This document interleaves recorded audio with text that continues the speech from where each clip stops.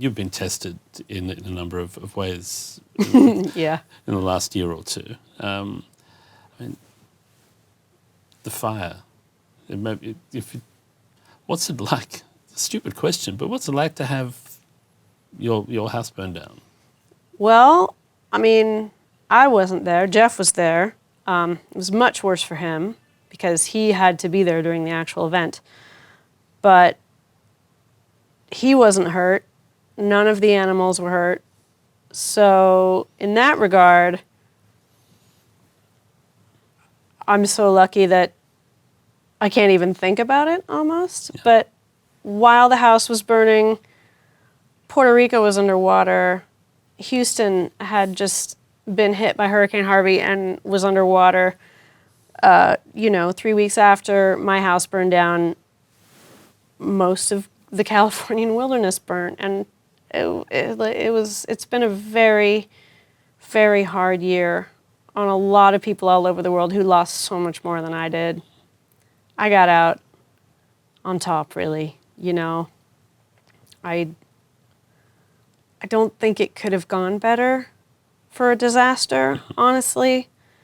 Everyone I love was all right. I lost a lot of stuff, but it's really weird. Like, you can say those things to yourself logically, like, well, stuff is just stuff. It's the people that matter, But then when it really happens to you, there's this weird wave of relief that you actually do believe it. Like, your belief turned out to be really you, or, honestly, like, I don't think about the stuff. Like, I lost all my photos from when I was a kid, for example, and that sucks. But, they're photos. They're not the people. I can remember all those things. And honestly, in an age where we record every single little moment of every single little thing, like, I think my memory of them I cherish it so much more than the actual items. Yeah. That I'm okay with that. The songs, I'm pretty sure, would have been written principally before this happened. Yes, they all were. But is there any connection with the tone of the album? It's a more subdued album. Bad Luck, oddly enough, is the brightest song on the album in many ways. But a quiet album. Thanks to Bjorn. Thanks to Bjorn Dittling, it is a much brighter song. But the album is quiet and more subdued, more, I wouldn't say introspective exactly, but is that connected to how you were feeling at the recording of this? It was mostly recorded before the fire. The fire, I had to sing Bad Luck, the lead vocal for Bad Luck, the morning after the fire. And, I was in Sweden thousands of miles from my actual house, so what else was I going to do but, have a strange morning, go into work, tell everyone my house burned down and that I was okay and everyone was okay. And if they, I just asked the guys, I'm okay, so just make fun of me or something. And, they were very accommodating and made jokes at me and got me through the day. It was really nice. But I remember thinking later, when I was mixing the record, I was speaking to Lasse Mjorten, who was the mix engineer on the record. I was like, Lasse, I don't know if that vocal's very good.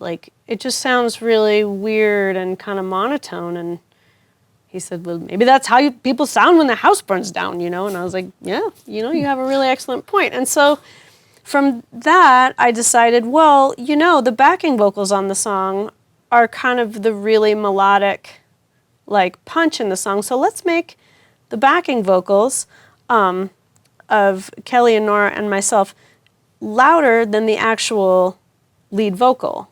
And so in that way, it made it work. Mm-hmm. It's like this weird balance of things, skewing it in a way that you normally wouldn't, and it worked really nicely. Yeah.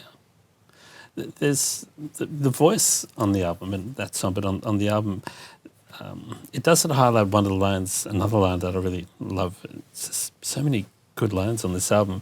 My voice is a fracture of a shin bone's last, pounding barefoot ground it lifts you up and sits you just at sorrow's waterline.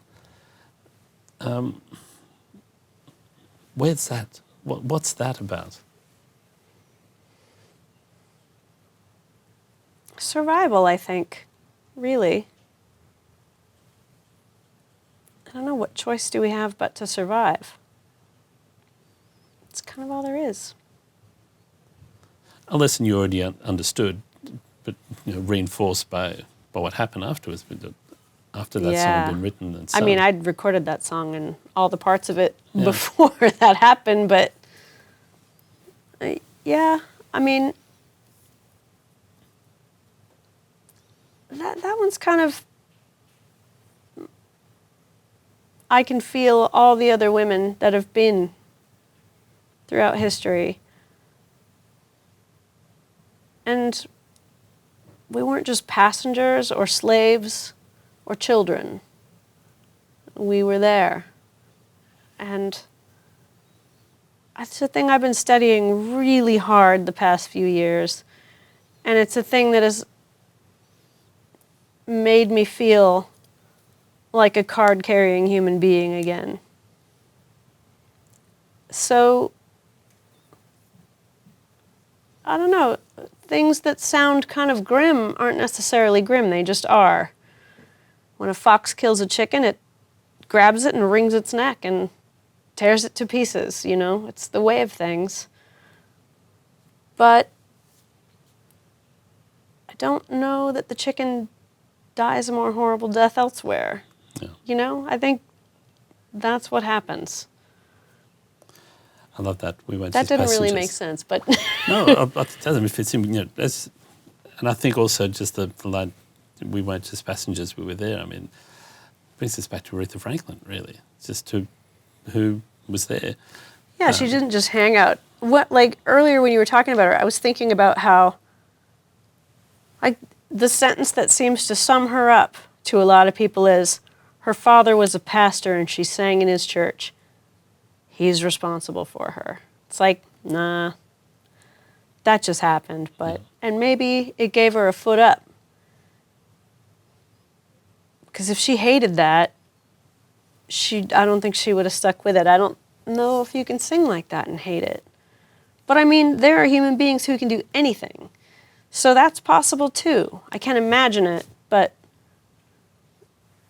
Aretha Franklin was Aretha Franklin, not her father.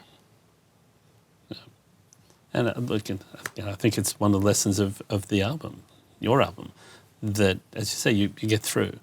You survive, you do what you do, and it doesn't make you special, but it doesn't make you insignificant either. Mm-hmm. But being insignificant's okay, too. Yeah, well, most of us are. Mm-hmm. We are, and it's pretty all right. Yeah. We're not going to matter. It's just, we're not going to matter in 20, 30, 40 years, whatever, but when we go and tear an entire mountain down, we just fuck shit up real bad. Yeah. So the insignificant ones are just doing a better job, really. Well, you've done pretty well for someone insignificant. Thank you very much, Neko Case. You're very welcome. Thanks for having me on your show. It's a pleasure.